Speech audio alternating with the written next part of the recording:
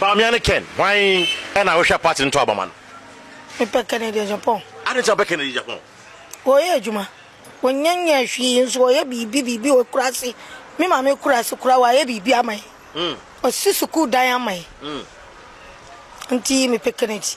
Nothing to say Bawumia to my Bawumia, party into my Bawumia. And I say Obiaa the Obiaa kadi ope. Okay. Auntie me dear me pen no Kennedy Agyapong. Was Sabuzongo. I was Sabuzongo. Sabuzongo. Okay. It ends at 18. Okay.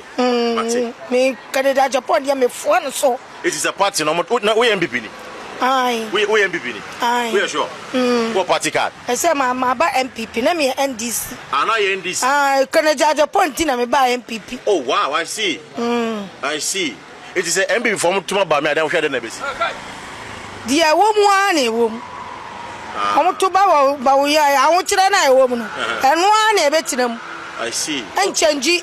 Nti omo to Kennedy Agyapong. Okay, Matema that's it. They get connected and I say it is possible. So any pa me no. And I say it's trendy pa. Now we I get connected and I say it is possible. Ubetimi comment section. Now pabdi we me penasem afenyo markings. Me feeling too much. Adwene da afenyo tirimu na no wetin. Me say me Kennedy free afenyo na me feeling no. Me feeling brutal. I say o kasa ho. Utim say o ye matured.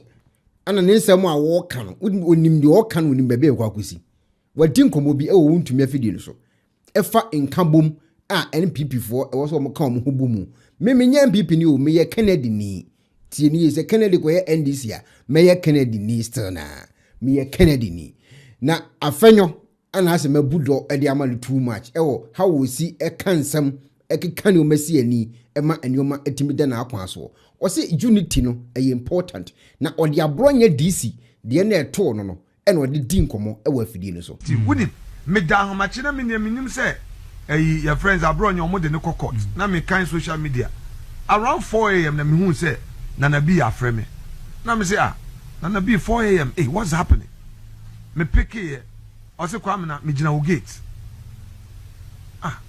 my gate what's it no obey inside Nana B by I say kwamna omode abronye air courts and then he's appearing in court or call Monday or then judge no say court 2 days inti and then Friday omode no call wumpio na obey lawyer dress up me am call court ache and me question me court atade and then the call wo hwe judge no and you man no all can ena dia ayesa wa prepare na adwen say me be punish abronye ena okotro sa animal farm brofo bi na otro ye me hwe judge nanim din me ti court dem no na honorable Fred Blay aba na eyi friend say Godfrey Domiso aba ena afa judge na nkasa obohu say minority leader and I knew could you upon the law firm. Yes. And I know or the young lawyer no on so money buy and they so case in the who said some of the original chairmen were there. When we say after a few days of public outcry, the Attorney General himself went for variation. Anna. Yes. So have you seen the power in unity? After a judge, you know. Ono ani promotion crampo no na esiki ne ho hihye no what I say it was a wake up call say when we are united as a party no evil can touch any of us we afenyo enkomo a odi eno no na asiedun katia di nkomo bi ewo MCSYZ ana ya ena no was na damfo ne honorable Kennedy Agyapong na odi nkomo fa Kennedy eni Bawumia ho a wo kire say Kennedy 6 months pe atimi de nya vote bi eno signal bi a according to asiedun katia odi kire say Kennedy ade a waye no ono kwa ne ho ayeden adwiri no nsem damfo ne Kennedy we are fine oh you different kura oh okay nsem me wo parliament na oye me ranking member no me a committee chairman no a ranking member at some point enunti no I'm sure a controversial person. Until my friend control. No, so I just control. Oh, okay. And until Obiaa or no canon pain bebre said na ninyi presidency home. Now Odibe Busumisia Atiasi Muse Oye campaign. No atimi anya 37%. Inti establishment candidate ni Obiaa mfiensoni ya building no say obedi president. Na the otiminya 61% no. Echira say say the strength of one candidates no. Na omo anya de eye papa. Anka kraman befa Bawumia mpaboa. Nti within 6 months watimi achieve we no. Nti mejiri say no kra eka ho ema Kennedy no. Ama ni boato ni yam kakra. Because I very clear say Obiaa watimi atimi identity Bawumia sa abenya 37% no. Oya in the reckoning for one future flaberers.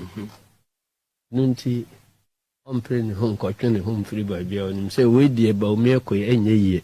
Okay. Nti anye yie no otwe ne ho a. Say Kennedy no abide contention. And nunti mji say ka ni calculation ho. Because we die we atwe ne ho. Ala na atwe ne ho. And say one way wo ho say no. Bawumia kolusu wia. I say Kennedy na abeda na bam. And then some na oka within 6 months watimi anya sa achievement we no. I shall say oye campaign be 1 year na 1.5 years. Kabeha no. Because nsema MPP for I can kokuamu say aban we egu omo anima se no. I'm say no hu. Be be fa bia get connected. Obiaa di Honorable Kennedy e ho nkomo. Ano den. Na omo se Kennedy akoka asembi. Afa ami tribal comment bi a wakomeki na etre na edidi. Mebo audio bi e de akyerew. Audio ya mebo akyerew. Omo na record omo hu. Audio krum minim se politicians no komo record omo ho sa. Sa abugri na record em se sa IGP se bi sa na ba bonten bi no. Wosan de audio fufuru bi aba bonten. A ono nso the same tribal ansensem na we ke Honorable Kennedy Agyapong voice na wo mu a ka koya asem wo Ghana de ha benye Honorable voice nti wonse we ni de to ku bi ayedin. He went to where? Down Chevy that he was doing that. What did he say? I told you that some chiefs are warning people not to vote for him. Hey. So your voice. But do you want them? Yeah, I want them. I think Kennedy called you or? No, I'm Zoya. Who called you? And I'm Zoya. And I'm Zoya called you that anyone. That Ken you want to bring Ken to my office and I asked him for what? That say Ken used to be my friend. I said yes. Then he said, they hear that I am advising people not to vote for him. And I said, yeah, I asked them to vote for my brother, and I'm campaigning for my own self, not for even anybody, because it is my brother. Let me add up to you. Your income. Okay. Let me add it. Okay.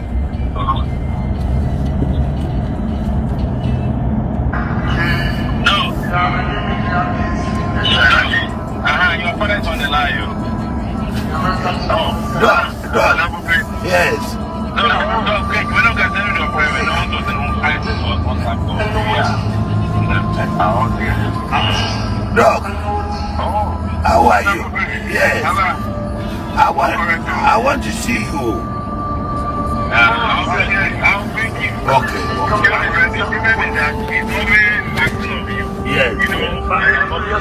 Yes. Honorable voice enanke that's one ka assembly ka Ghana nyina ko obi antimi ndawo. Se ya ye ka se Paul do mo kira frɛ Honorable Kennedy Agyapong ne nkɔfo ni bi okasa ede ma no. Ene wo busa ne se Honorable akomeki comment bi a omo se eye tribal comment enu nti enya de ebeboa na opanyina kyerɛkyerɛ nsɛm nim e wo Paul do mo kira fidie ni so. Yenkɔ na wankasa fu wani ne waso tie nsɛm a Honorable kan ye ene de eye nipa okasa ede ma Honorable yi ebe kenafa judgment egu comment section. Kwesi Kwarteng has joined me in the studio. Kwesi Kwarteng is a lawyer, and he speaks for Kennedy on Agyapong. Kwesi, good evening and welcome to the show again. Good evening, Paul. The reason why you are here is that Kennedy Agyapong, the candidate, is accused of delving into tribal politics. There's a video where he talks about he being something about Akan people, something like that. What happened? I mean, contrary to it, he has been a victim of this tribal politics. Unfortunately, there are some other people who benefit from it. It just so happens that after benefiting from it, they play the ostrich game, play the victim role, and Ken, of course, appears to be like, I mean, somebody who is propagating. It's just like what we see. I mean, if you go to America, for instance, there are some genuine instances where somebody may have committed a wrong thing, but they hide under the umbrella of racism and want to justify it. So Ken is rather suffering and has been a victim of the political abuses, whilst unfortunately, and to the contrary, we have other candidates who are enjoying from same. But these are the facts. The facts are that just yesterday, when he met some delegates in the Eastern region, he reinforced and reiterated and of course raised a concern. And that concern, Paul, had to do with the unprecedented levels of tribal intimidation that is happening in certain parts of the north. It is important for me to state clearly that Ken is not divisive, Ken is not discriminatory. Interesting. What did he say?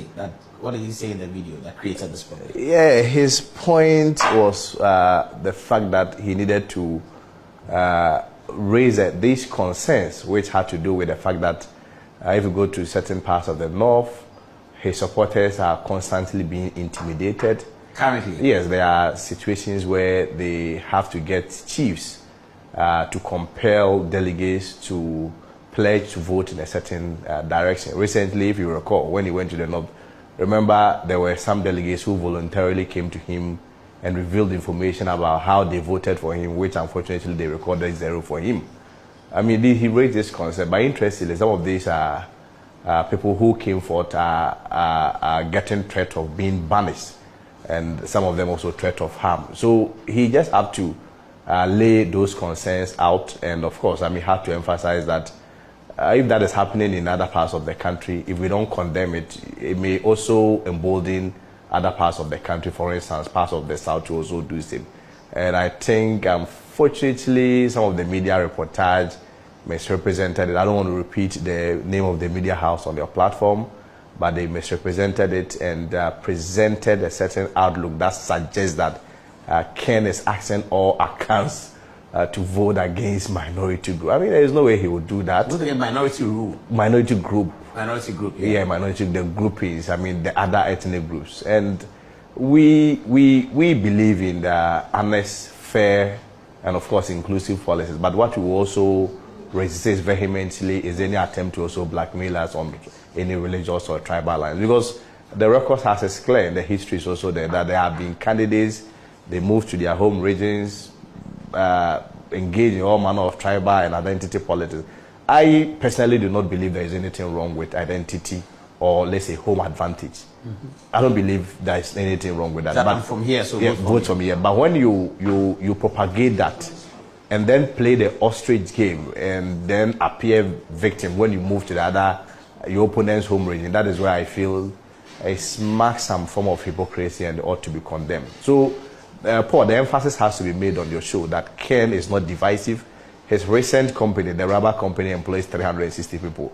Interestingly, 300 of them are all from the northern part of the country. The rubber company in the northern region? No, it's in Greater Accra here, Tema. It's in Tema here. But interestingly, it employs about 300 Northerners out of the 360 people that currently works there. So the point have to be made very strongly, refuting the claims and those reports that were misleading and deliberately misrepresented to create an impression as though Ken does not like Northerners. And interestingly, this thing only resurfaces anytime you are going to have election, where it's almost being used as a tool, being weaponized also by some politicians to create an impression that other group, other tribal group do not like the other. We dissociate ourselves from such campaign. But of course, like I indicated, we will also not allow anyone to blackmail us into silence when it comes to religious lines. If chiefs are being compelled to call delegates, to ask them or force them to vote in a certain direction, and also there are also delegates that has been threatened against harm, and of course there are also threat of banishment, all on the basis that they support care. I'm not sure if you're a leader, you just leave it hanging. Obviously, you condemn him and also ask for inclusivity, and of course, some political. How is the campaign going though? Where is Ken these days? Campaign is so well. Ken, as at now, is on his 11th region, which happens to be the Eastern region. Just yesterday in the evening, he took a break, has to embark on some few personal rounds, and hopefully in the next 2 days he will also proceed. But of course, our message is really going on well. Our message has been simple. In 3 phases, I would say it's premised on jobs, jobs, jobs, yes. And that's what he's preaching.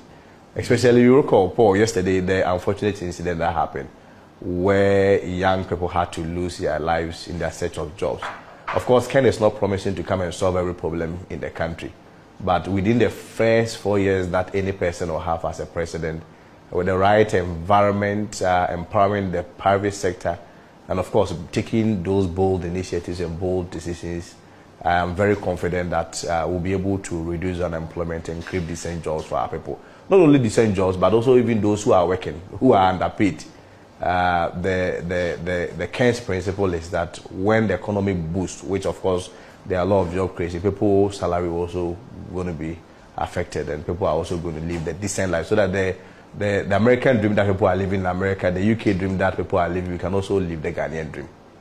Which is the Ghanaian dream, which is that you will have a job. You have a decent life. Exactly, job. Decent life, of course. Decent life will mean that you at least have a means of livelihood.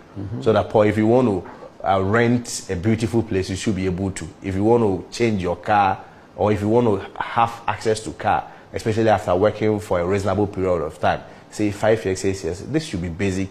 And it's also basic in other jurisdictions, other countries. There is a global trend, and especially when it comes to our jurisdiction, it's on the rise, where a lot of young graduates have to pretend as though they want to pursue further studies. Most of them, recently I was in Canada, most of the students that go to Canada and other jurisdictions, most of them do not even go to school. They just end up driving Uber and engaging in other menial jobs, all because in their home country they are unable to live very decent life and the Ghanaian dream. So Ken is of the view that when you name unemployment to the barest minimum, at least the decency that is associated with the human life and of course the dignity that we all deserve, we should be able to get it as God's children. That's interesting. There's a narrative that this MPP race may be too tight. Is it true? I beg to differ. Of course, I respect those views. For me, especially from where I'm coming from, is a feedback to us to ensure that we really work hard. But from how the grounds are and how the delegates are receiving our message, you realize that the delegates is about 1.16% of the entire general voter population, which is about 18 million, because the delegates is about 218,000. If you do the mathematics, you realize about 1.16%. So at the end of the day, the delegates also are listening to what the majority of Ghanaians are calling for. If you sit in trust, people are calling for Ken. If you enter the malls, Ken. They say it in a very simple language, especially in the markets. More the Ken buy a better. So I have the impression, I have the conviction that this message is really sinking to the delegates. That yes, all the other candidates are capable. They are all, very great and nice gentlemen. But within the exigency of the moment, the timing, people are saying that more they can buy a better. And for me, that gives him the added advantage, that credibility, that trust. It's not only about marketability, but it's also an aggregation of marketability and visibility. Marketability may just be, marketability will have to be acceptability, and visibility will have to be presence. In the case of Ken, maybe unlike all other candidates, Ken is both marketable and visible. And for me, it gives him an advantage, that presence of visibility And of course, that aspect where a lot of Ghanaians trust him, they place value on him, that Ken is honest, Ken is bold, Ken is patriotic, Ken is somebody who will not tolerate A, B, C, D. Especially at a time like where we believe that most of our challenges has always been issues of discipline. We will need that leader who can make strong decisions. I believe strongly that Ken has another advantage. I don't see it as a tight race. I see one of Ken is going to win. I'm looking at between 62 to 64%. Oh wow, that's interesting. You think Ken is going to win? Yes. Straight away? Yeah, all things being equal, between 62 to 64%. Because currently, Paul, the Brian Champon factor has also changed a lot of the dynamics. Yeah. Where, of course, I wouldn't pretend that he's also not maybe snatching some of Ken's supporters, but out of every 10 people that goes to Brian Champo's camp, chances are that 9 of them are from the Dr. Bawumia's camp. So he's really changed the dynamics, coupled with the fact that delegates believe that we need to present somebody who Ghanaians want and are ready to vote for. It gives him some added advantage. So I'm very confident that Ken will emerge victorious. The honorable comment you are making at I de how one 10 times one. In Chirimuna, in the pay at the abbey. But me, why you check comment section? Me say a connected and answer a Venice almost about me or simple. It is possible. A moody hin out here, maybe they are connected at the mammy. Minimum why you now, honorable Kennedy Agyapong call for a year campaign, a dinkomo, a card, Quinty Muhuni say was almost 2 at the honorable Kennedy Agyapong. As in the campaign, the real say is smooth to know. I'm sorry, Kwana ya peke adi no. Ni ya keka ya na muachire ani akwati nkomo bi. Wo mo se papa no de wo ye. Papa no de wo no nko ani ni sika. Papa no de wo bu ahiafo. Papa no de wo ayemu ye. Nanso odidi atem. Ma me simu ati bio. Mun ti bi da. Ana me nko ana ya metie. Yeso odidi atem. Ye. Ma me. Ya hankaso wa ye kromfo. Omo ankasa ya hankaso akofo bi yire ba ko bi e ka ho de me fere mo anim so madama mo fa nche me ya hankaso akofa ba bi wo wuram ye no yeso ye de we didi atem enu no tin wo mo agode bebua MPP fo mba ye te ha yi a eti won fa no mo anko won fa nko ana ye mini akoso menu weni na tem da na wonso wabedi u maami atem ana ka kire me mesi ada sankroma ono bu Kennedy Agyapong ni na tem da eti minim se bia no wabedi di obi atem wa ha monka ni ensi nkonya ne ya ni enka ho asem onye sa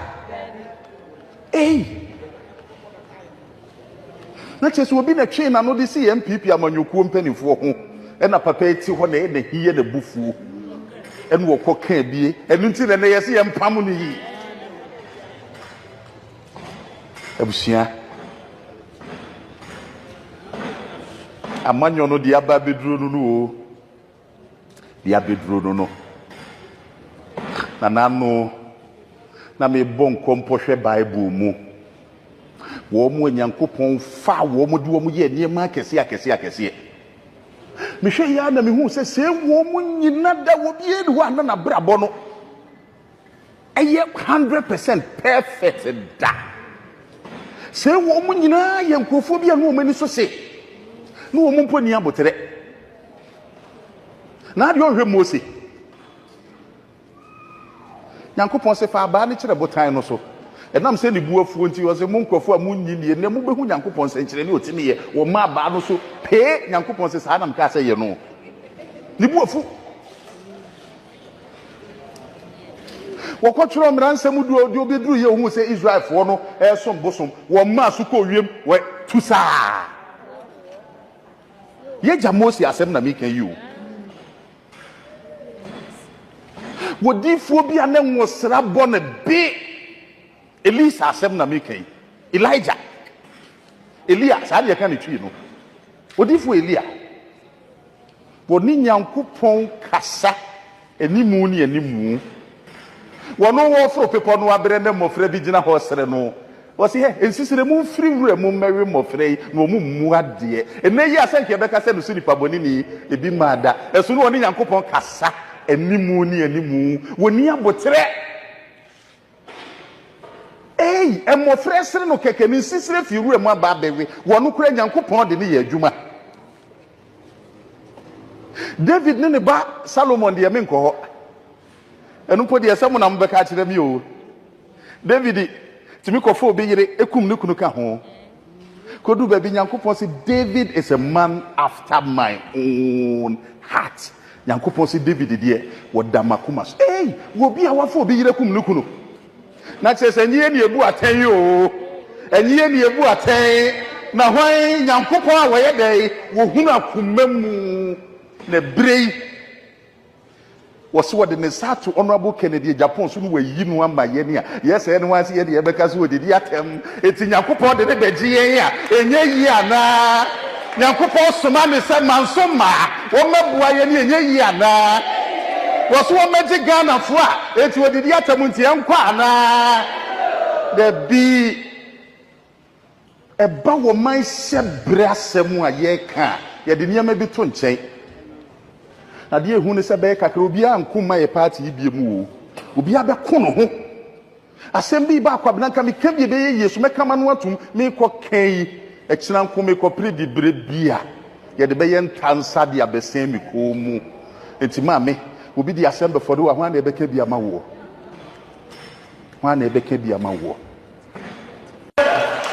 ana hu ni say go nkomo e koso no aso obi a ono abu ni hia no ono abu na eba obi adi nkomo a ono abu din no obo ano odin no mo se enkremufuo adi nkomo bi e na omo chese nipa obekasa ye imam ono so comment o memekini o se ono abu Kennedy Agyapong obechusu no over Bawumia as eye ono ye imam o se sheik o se de no edi enti e na o kasa asemwi obetim lo comment. But circumstances binti Dr. Ntimi meye president of Ghana da me malam na America. Ntimi meye president. Opa munni agona momfa Dr. Nim partner nim 1,000 times obere. O sini me do Nyankopon me ka ni pen wo ha. Ayi mukrom ha ba bi adwo asafo firi no. Je fra won say domi kwablanya. Na na do ko abato so 2020 no. Wanya 78,467. Votes are na adunya no. I represent over 60%. So yeah. Ana adwo asafo kura ni papa nti hodo mu pa bibi pa. Adwo asafo kura nya 65,041 votes. Na BT adwo asafo over 3,000 votes. Tieni yo. But Professor Mark Ekwe ba na efe no. Smart Gang update. Onya 50,000 votes. Na ba omi anam 5,000. Hey! Fisia umi hu bi da I want people abakwase mu 5,000 votes domi kwabrenya na Bawumia nkonfo na omusole a ye mani nko biem ya omonte nkonta na elections enya duro e fact and figures ubetimi akodi aduro na ya NDC no akwaje bantama seat ubetimi abedin emfa opako wura bani ni je emfa ena kire so abato onya de be enya duro Bawumia opa aba no wanko the spiritual fathers for nanso onyai se mama so ko ne de ho ade no ube enya aduru asem o hwe Professor Mark Ekwe ba no ni 50,000 votes a wonyaaye no sa wo hwe Bawumia de 5,146 Bawumia votes no sa wo hwe differences na 45,553 votes enipa o moto abama Professor Mark Ekwe ba no sa unim say yeto aba ne simultaneously yeto MPs na ne yeto presidential anameboa enti aden no no nya over 50,000 votes na ba o nya 5,000 na je so omotoma Professor Mark Ekwe no muja no ko fie omompe no mo ko fie omanto ama no tina me ka kire o say omompe candidate no nya MPP no omompe no and the MPP for so sole a o say MPP for anto aba be blo munim hwe Professor Mark Ekwe bananya over 50,000 votes ba o me anya 5,000 no say MPP for anto aba MPP for be control aba ba o ma anyere be o ma anto ama ba o mia show Odi ayo 50,000 votes no. Ah wo 45,000 every mu no. E madodo no difference in na 45,553. Enti e kire say sa nipa 45,553 no. Omotuma Professor Makeko wi na omokokodai. Bawumia de no manto. Omo man to man so omotuma Makoko ba no nko ade na che so omo MPP. Omo MPP before. Yes, MPP before to aba.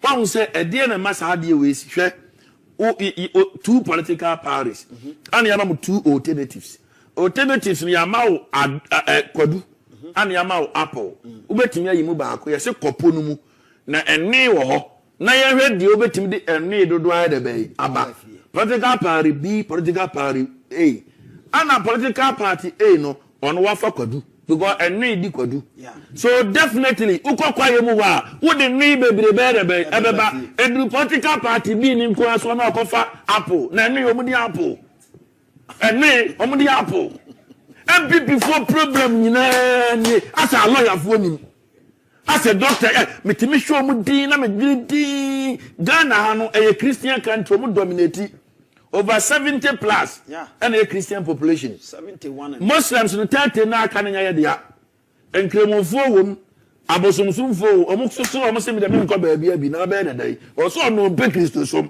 onpe bosomsom onpe obia dia na ba ye no obia ne believe ana me boa saafo nyina aflafla mo ti uhwa jo mama na wo ye Christian no aye de ne ko magana fo no dodo no be rebe ebe to no eno ne apple ne kwadu asem no na wo kofa apple dia eni ne kura ho no mu dwane o onse Professor Makeko aba no moto aba ma du ba mo no mu dwane sada na ya to aba mo obi anya over 50,000 votes sada kro na obi anya 5,000 votes party kro na so no mu viso mo fa hen aso ma di ayira duro mo to ya hwe so mo ka kire mo na mantie tama ya beto 2023 internal elections no o mo ma dwuma ma bo bill Obiaa conducting research. Omo fa lanchire matin de ne compare jo mama. Na lanchire matin BT jo mama. Omo fa papa Agyapong de ne compare jo mama. Na Agyapong BT jo mama. Enti nka online film na aka hwan. Nya Kennedy. Na aka kenpe. Yes. Enti survey ni nyina babonten statistics ni nyina ne favor ken. MPP mpanifo se no. No mo de omo ya abayifo no mo ntoaso no mo we de beto omo 2028. Mi donya mi senka MPP nya 9% kran ka mo nsere me. Sure. So one fucking ankwa. Some the Bawumia come here ma. Let's say probability say Bawumia votes so be certain more no higher. But I mean calculation no. Man prison for ni kusasi for no. Ghana ha baby a man prison ni kusasi for no ntokwa na akoduru no. Kusasi for no. Omo draw so chen man prison. Minimum what power one say Upper East asem ne yekan. Boko Central area. Galu, Timpani, Udana, na uko Burkina no share no so ho. Everybody pusiga. Awo nyina Udana so ene sankase na boshe. Minimum hopa. Kusasi for na dosun. Ewo sa area ho. Eche man prison for. Won say man prison for dodo na wo na ringu. Na ringu won na ye north east no. Ene bi mu so akoka eye upper east wo no. So ahu edu ba na ringu ni wale Bawumia krom ni dia ewo nyina de kusasi for no doso pa ba koboku area ho dia man prison for no doso na ringu wo koboku de kusasi for no mo pe adodo pa koko ni ade enti even southern part of Ghana no ba bi bebere so wa kusasi for no doso pa avedi etie edintire ngoma no aba ye beto aba biema Uwe kusasi fuo nyina omo Ghana omo ko 1 million votes. The whole Ghana omo ko 1 million votes. Na ntokwa sitrabu minu ntem. Na ukoyi ba akukwa ye wo party kakraka we kandinia. Ufi da opponent no obeto ama wanazo obeto atiawo. Obeto atiawo.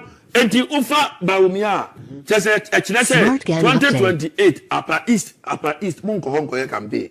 Uko wanko besanya zero na se zero na doctor nyinya nyese kontompo over 30 police stations no nya zero wana nso na ohu nyankopon de yesi ba bia bonsambo na mpesi na nyankopon so ho wo ye koto internal elections no ana mo chechire ade ni momu ne ya papa akoto eni ala nchire matimu ense esremu ho special delegate elections Bawumia 100% MPP party no polling station there were 5 delegates. Yeah.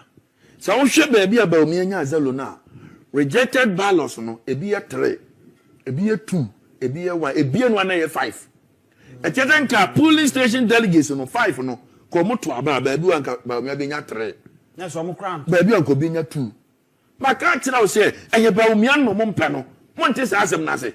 And your Bawumia na party falling at the bay, and panel. Now and another have been the idea. Na party may sue, police or munyabi, soldier or munyabi, migration munyabi, just say MPPT at Tia Kunyasono. Nas or no bar, obey me, dear Marco, or the Ghana Kobosh assassin. So, and why I see you, Dr. Bawumia, most mum panel. You may patrol first, 2023 7 now can another one who didn't achieve. Someone sent from bed, Mobocano Crepa. What was another the Bawumia Jida? First in assembly, can you 2023, and another throw the support, Emma Bawumia. And no, met me, I can say, be a no candidate, be a Auburn Buga, and the Mimi Modi were on the bit me actually. Send the president go for time, also the favorite candidate. Tinanado say, be an also the favorite candidate, not the Tia, a party in Penifuni, and the Malan to the Martin Filimono. Yeah. But the question is, you're 2 baby, yeah. Bawumia ba ye no enanya Bawumia so say gina o say gina biem na nanado way nanado otabra yachi opa buso Obiaa na adena onim say Bawumia ye ne vice president no wotimi boa na say nka obeta na chi sa akopim so obenya so mo say nanado ko 3 times as a saying ana kofo ko say anti yema Bawumia nko anti nka nanado say de okọ bebrebe asa wonya ye say nka Bawumia hwede ba akopɛ de nko so say rebe eta na chi so what the concept na say but we say Bawumia de na hwe ase we de hwe papa ye friend prof adubu ahin obekot 1992 1.3 million votes no di ja president kofo ase ye mane ko ba akopɛ o ansa na obekɔ empre bebre no mienu anamiensa no eye performance ntia papa prof obekɔ no eye 1.3 million votes Anna President Gofo be increasing 2.8 million votes. That was 1996. Ya didn't call wenya. Now Obiaa beto 1.3 million votes. No a be increasing 2.8. And the party from say, hey, Papa, in native area, on your 65%. Satam Jalinya 33%. Who subtracted 33 from 65, I make 32%. And just say, Ashanti region Kufu Filino, or the 32% buy. But Oko Bawumia and Kromgo, Wale no. I only floor northeast, no. Yeah. And then Naringu area, you know, when you're 54%, and a mama 44%. What 44? 354, my Becca say. 10%. That's all free to Kromo, Bawumia can say, not, me do come in Tiazi. And Cremoform party nabro, name mono. The nan Cremofor ni bin so pe. Empo omo ye floating voters. Any omo ye party madi omo peno. And then no na party ye de be ye. Enti ye party na ni tu na mna. Dr. Mum ana Nkremofo empeno. Dr. Alhaji Mahmoud Bawumia ana Nkremofo empeno nya MPP. Mon Nkremofo mon pe Dr. Bawumia. Ma men chira calculations before 2016 elections. Na Dr. Nyame ye vice president. No ye running mate. Ediba Nana Adodankwa Akufo-Addo, ye former president. Chekizongo communities biya na hwe 2016 Emma Omotodema MPP. Now the South Abra 2020 Emma Omotodema MPP. Na check 2024 Kozongo communities nyina na kohwe Emma Omututia eye Dr. Alhaji Mahmoud Bawumia. It shows clearly say Nkremofo Zongofo omo pe MPP but omo pe doctor na amode ne baaye no na mekire odi entia omo pe doctor we de yemfa 2020 yanko ukọ ba bia me firi baaye Ashanti region aho na me de me butuo o pezongo esopa Asanwase constituency yawo aboabo number 1 yawo aboabo number 2 yawo Sawaba yawo Nima bi e wo Sawaba ho so we asokore mampon we bo ban paakoso asebi saa bro ni nyina ye wadu krom kran so hye ho ni nyina Nkremofo na agye ho aboso Ashanti region nyina wonim se ye Masalachi Kase Central Mosque no esi Asanwase constituency e kire se Kumasi de se pezongo ye strong pa Asanwase e ho na ye MPA muntaka no 2020 kura batu ana COVID-19 kura wo no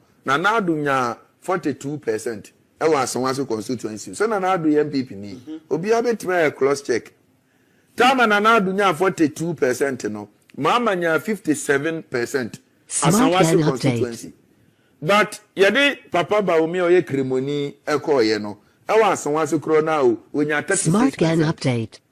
Na Nadu ye Christian o onya 42. Bawumia ye Muslim onya 36%. Bawumia nya 36 no ana mama increasing votes His Excellency from 57% to 63%. Ubetimi a check now MPP krona kwa abato so ezongo fo anto amane kese kura zongo votes no edoso wona Nadu term 2016 2020 if you dey yanhwe sirem kuna yanko baabi ti se Temale Central na Nadu 2020 onya 29,000 votes over 29,000 votes o 2020 Bawumia ye ka Temale Central na gese ho no dagomba kasa ne ade na ye strong obi o ye mamprusi ni bia so te dagomba kasa enso hwa Bawumia na hote wo kasa no ono mom nya 20,000 votes. What do you check it? From 29,000 to 29,000 every so. 9,000 what 2 say MPP for so mompe. What 2 bas. Votes assembly e kan you. And there was a time it is almost say I can na pen me yam shame papa. Even sinem no kra ye ka Temale Central kra no. Na Nadu onye tani sabe. Na Nadu onye siremuni. Na Nadu onye Muslim. Na Nadu free achem every apoye mantemu Eastern region and so onunya 29,000 votes. Bawumia ye tani sebe Bawumia ye kremoni Bawumia ye srebuni Bawumia honsu no free da ben ye cheche 5 northern region mu ye cheche 3 northern areas no na ye Temale nim kwa na ye head on say northern region ya chemanya savannah ani abenya northeast ba ni ye ncheche mu no na ni nyina kaboma Temale ho na na yo ma henkro enti ye ka ba bia Bawumia fira ye Temale ho because e ofam de se Kumasi ne ye si ye chema ye benya asante achem na kese ho na akonya ne nchemu atwoma mponua ne abenya center Kumasi ye ka ni nyina aboma Asante region enti say ye savannah o say ye northeast o say ye north ne na henkro ye Temale no ye ka ni nyina abom na esirim na odi ye nyimi enu ne nto nchan upper east ene upper west no enti nka o area de vote bia na Nadu benya bia na vote bia na Nadu benya bia no I say Bawumia nya no be times 5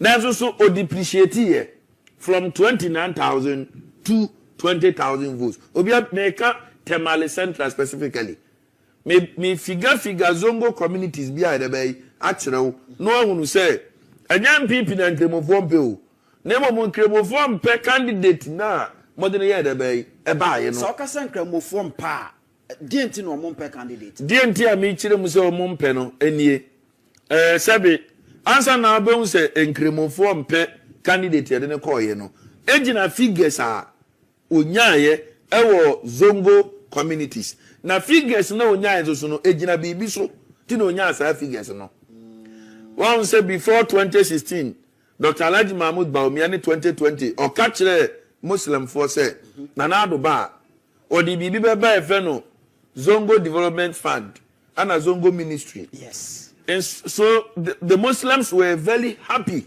So motesa because a Benya ministry back on yeah befeni Zongo Ministry. Like say beya juma boa Zongo communities no. But Nadu Azumi office 2017 ade ba bepem 2020 no ya mu ba bia Zongo Ministry ni fai one say even crowd bank remosuma nyame say inama yasha Allah mi ibadihi fi ulama o si na body efo ni nyina ni creatures no omo di mu pa no eye omo sua de se wo sua nyame ngoma ubehu de nyame pe en de nyame nya de bai empe and the doctor na wanya nimdia ni nimde ko nkan e no se we president free wa doctor na eba ajese nkan kremofo nso ya sebi nyankopon ama ye nyabre MPP de bai amamuo mu fine enti se ye nya wa ministry pa e ye wan ya said ye senko be na ministry na rezongofo doctor ona ye kremu na Nadu nye kremoni ana sebi we nanado office fidi wa ana nanado na etimi kire say ministry we nkwa ha de ba ono de odi abawie ampa nanado create zongo ministry ana meboa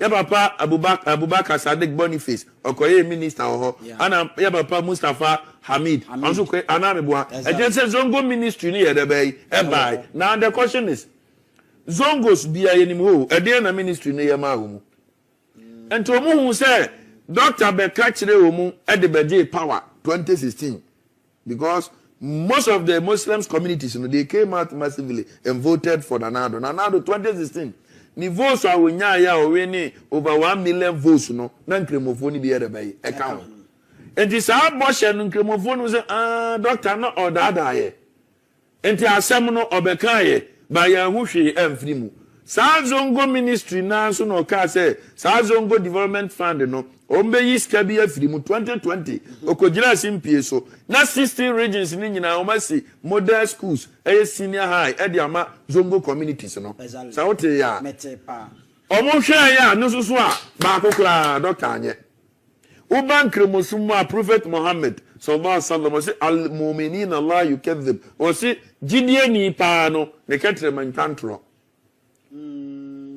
wasi jidie ya waboni bi wo nipa betima ye no akwa sakra nipa betima but a drew and trod there ko sheni Muhammad sallallahu alaihi wasallam jidie ni ne katre manye de be entwantro enti nkemofo atiwade pa ni se obeka se omfa na wonam ha ana obeka se we kokko mekwa ago ni efita ohunye woni biem kremofo ati woni kremoni na ma fita ye fita tuntum ye tuntum uko etifido mantemu eni ade de beka se mamprusi fo ne kusasi fo entokwa no eno nso so ka ho na bia edi e ka ho eniema ekeka ho nti a doctor inkremofo anto aba ama no anase Muslims ne ba out massively and voted against Dr. Alhaji Mahmoud Bawumia no ba ko mekeka eno nyina bebam de edika ye inkremofo na hu ne se ne ketrama ne ka atro na atro no ena mi figa nkremofo nko side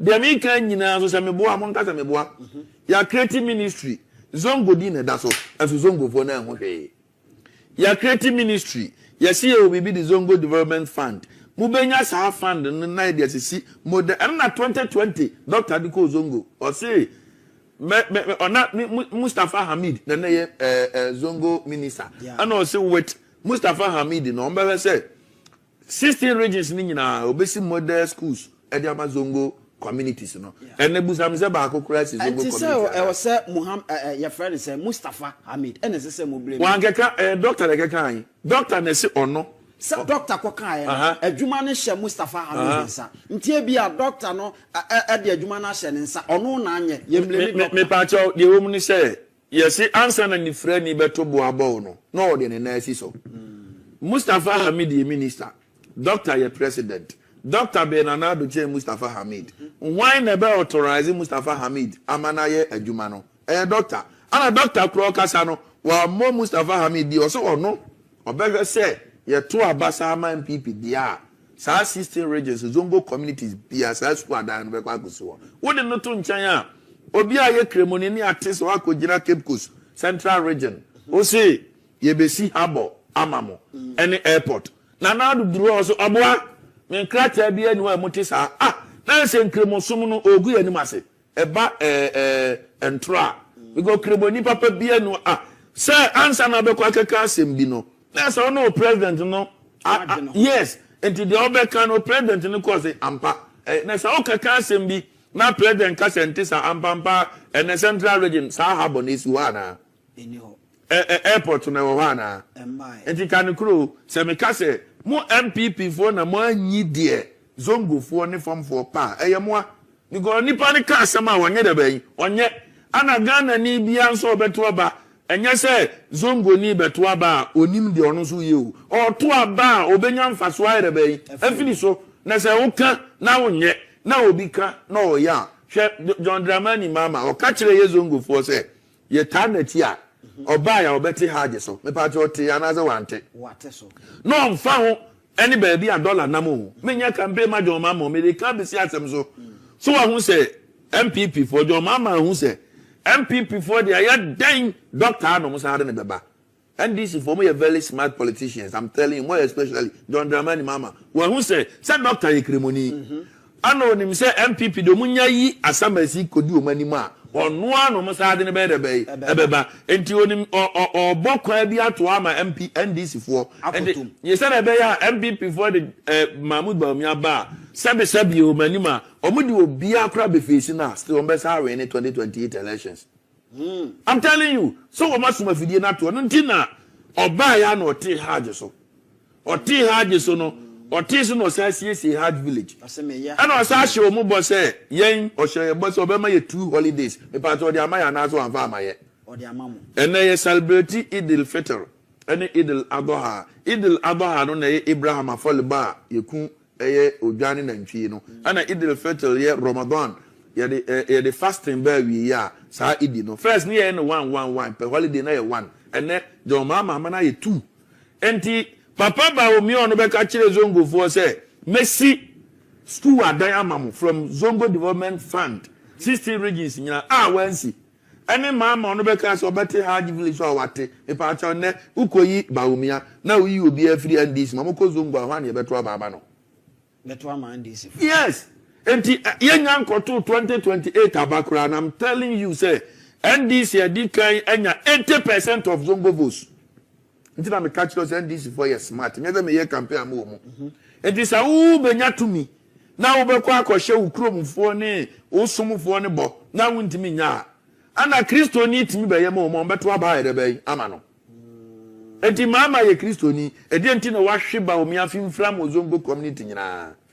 And on the be American, I mean, MPP for say, so obey Christoni. Now a Christo falling in a peer to Abba. Then cream of work a crowd so I back on Amudia Yankunim Dino. A year, chance obey Crimoni. Christo for man pie. And cream of also dia bobo. Because muy dear in cream of 4 empeno. Muy dear Ghana Fompe. Muy dear party nimpe. Me church in my betiasia. Dear do be me.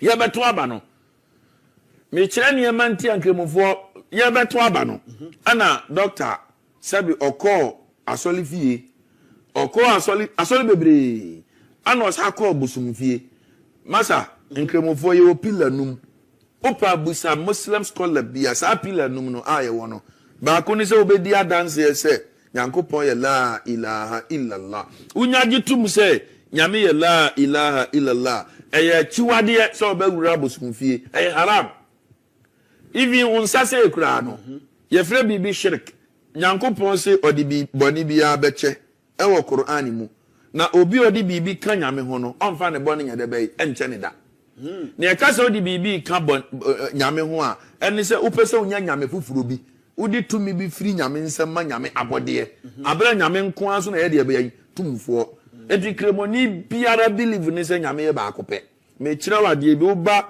esumu a Christianity ni Islam no omo ya ayonkofa ba som ne nyepe because Abraham na si ba ne yira ye friend Hajara a ye friend Hagar ono be wo ne ba ye friend Ishmael Ishmael Ishmael a won to aso ne be pie prophet Muhammad sallallahu alaihi wasallam a be pie Saudi Arabia ana Abraham yiri pani ne friend Sarah Sarah no so ne wo ne be friend Ishaq our Arabic mu ye ba ye be friend Isaac sa Isaac nso a won to aso ne be Jesus Christ to one say Muslims ni Christians omo ye de be ayonkofa ba so ne nyepe obi ani ne believe and na wasen ka doctor hu sa de no because kremoni gidie ni say nyame ye ba akopɛ Christopher so gidie Trinity of God obedi Ghana nyina nim eti se so o make sure say nia obia egidi bia onso be gibia onso ebe ye ise de be ya oni omu nyina be nipa ba ko yo me da say untia obi som onka obi som nhye untai obi som o ma som bia wo wa obeto ye no awo ho ne momo no unkonko som obi som se wo hwa ma som bia ya adwuma eno wan say wo peli da bia utimi de wasem koto som bia nim say omomo wa ba wo ne omo nya da ben enkosom tie ne ye o na se nkremodem MP4 ba ho DC for ni amanfo ba besere empaibo ana meboa ana obi but mayam hasole awie no na omo de asem na yede bey asem asi pede bey MP na omo de na kire modom no but ma me ya allow akobalu ni bi because nya onem na yede be esom me pa cha wo kowura masalachi a you perform ablution before obeko adwale akoy istinja be gogoro o private part we are why there why ablution me pa cha wo ye kristoni a wo ye sansa na wa kwaso de debi enti esom ne yepe enye pe enti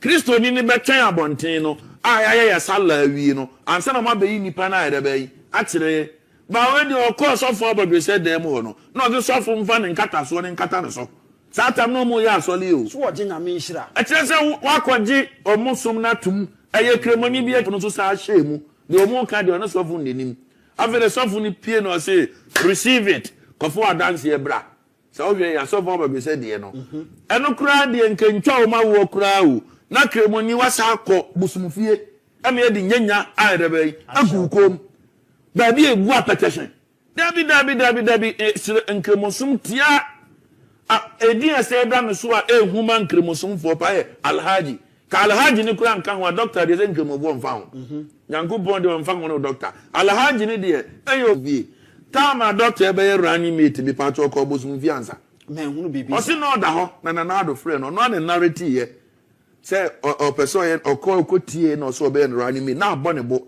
na oba ne yire ba dwene ho saa nyame na o share saa ni munyam no saa nyame na o ma be vice president no saa nyame na betima ma wadi president and most of the Muslim scholars they came out and now speaking against and in kremofo so they on say ga say ntafo ye ba ko asem higher all Muslims communities and this asem we so ye be e ka ho na doctor way back to asirem ho no kusasi ne mamprisi no and na last doctor pa sa no krese wo ye Muslim ni me patwa me Muslim ni nanye just a Muslim me deputy imam Kukum Central Mosque Asunafo South mosque kakraka ni nyina imam ni ho a me na me wo ho enti me deputy chief imam Kukum Asunafo South District enti me kremoni nye kremu keke 10 on deserve second chance when weak candidate the most weakest candidate MPP for nya enti one me kire figure bi papa kofo ebetam from 2.8% million votes no out from 1996 the year 2000 and we winning and of course I call 3.6 million votes exactly if you want ono be kwa no ja ye papa Akufo-Addo 4.5 million votes are president go di ja no 2008 Nana call ye no o maintain is 4 million votes now want so 4 million no wan so and the pie no so be kaya and a call 10 it is a MPP former Nana Kwama ni ko biema it was because of his performance he did very well marvelously na a time so kaya 23,000 abane yire sa Ghana ababi akura nyire te say 2008 na nim say president Kufuor o beje baton na free adubu ayi hodo na onye vice president so nim zade no only hwe na do so nye vice president anti nka wo dia wo ye vice president ka dia opportunity kase akura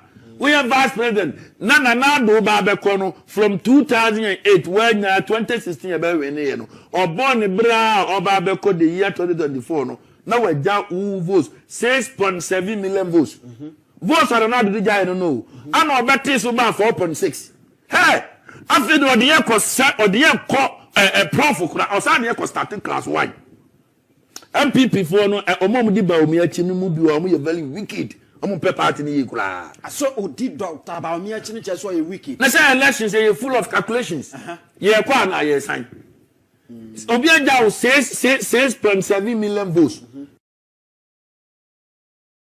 na say elections say full of calculations ye kwa na ye sign Obiaa ja 6.7 million votes tie o anka wo dia won te so kura manenka wa beti so akọ 4.76 million votes what is kura o hwe unim say ye to aba bia parliamentarians no ye do mu votes ni nyina boma de bia presidential de do so chair parliamentarians unim say ade eno na me koye adoasafo calculations no on say adoasafo kura ne papa firi wo no one say Adoasafo nya 75 million votes no na do be nya 78 million votes or be 10 over 3,000 votes Bawumia Bawumia ne Erom Makekwe no. Erom Makekwe nya over 50,000 votes. Bawumia nya 5,000 pe.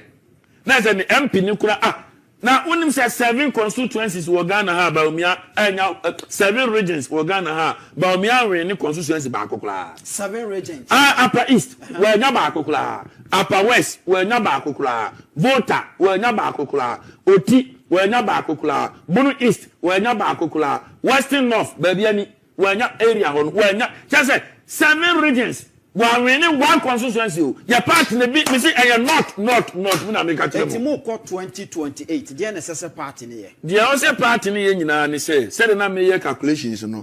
Obiaa Professor Adubuahin, Okoba Kope. It is only me a part number kwasem year 1992. The performance in yenti man sign. Sana Bawumia, no be no kumanchi.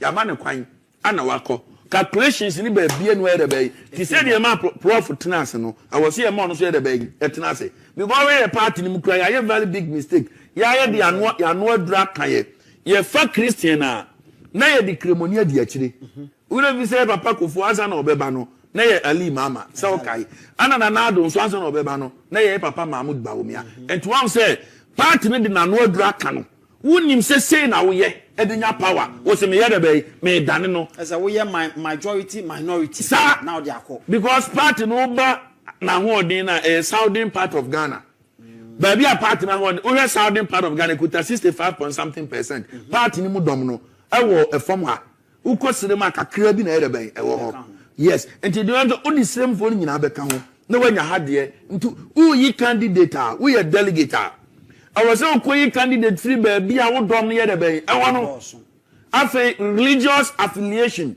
it plays major role. About Tuma. I was some factor say party ni mudu do see a Christian.